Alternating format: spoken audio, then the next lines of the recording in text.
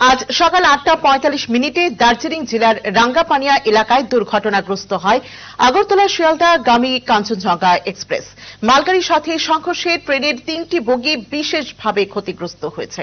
এ ব্যাপারে সচিবালয়ে আয়োজিত এক সাংবাদিক সম্মেলনে এই দুর্ঘটনার সম্পর্কে বিস্তারিত জানাতে গিয়ে দপ্তরের সচিব প্রদীপ কুমার চক্রবর্তী জানিয়েছেন, সকালে এই খবর পাওয়ার সাথে সাথে স্টেট ইমার্জেন্সি অপারেশন সেন্টার পুরোদমে কাজ শুরু করে দিয়েছে। হেল্পলাইনের সাথে যোগাযোগের পাশাপাশি রেল অথরিটির সাথে যোগাযোগ করা হয়েছে সরকারের তরফে। তিনি জানান, ইতিমধ্যে উদ্ধার কার্য শুরু হয়েছে। রাজ্য সরকার রেল কর্তৃপক্ষের সঙ্গে যোগাযোগ রেখে যাত্রীদের উদ্ধার এবং সুরক্ষার বিষয়ে সব ধরনের প্রয়াস চালিয়ে যাচ্ছে। তিনি বলেন, ইতিমধ্যেই রাজ্যের মুখ্যমন্ত্রী কেন্দ্রীয় রেলমন্ত্রী অশ্বিনী বৈষ্ণবের সঙ্গে কথা বলেছেন। মুখ্যমন্ত্রী জানিয়েছেন, দুর্ঘটনায় রাজ্যের কেউ আহত হলে তাদের চিকিৎসার খরচ রাজ্য সরকার বহন করবে বলে তিনি জানান। পাশাপাশি কোনো মৃত্যু হলে নিহতের পরিবারকে 2 লক্ষ টাকা করে দেওয়া হবে বলে মুখ্যমন্ত্রী ঘোষণা করেছেন। রাজ্য সরকারের সংশ্লিষ্ট দপ্তর যে কোনো ধরনের পরিস্থিতি মোকাবেলার জন্য প্রস্তুত রয়েছে।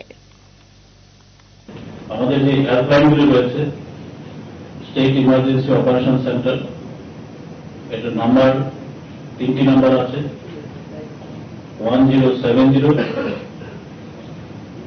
আর ল্যান্ডলাইন নাম্বার হচ্ছে 0381 241 6045, 241 6045।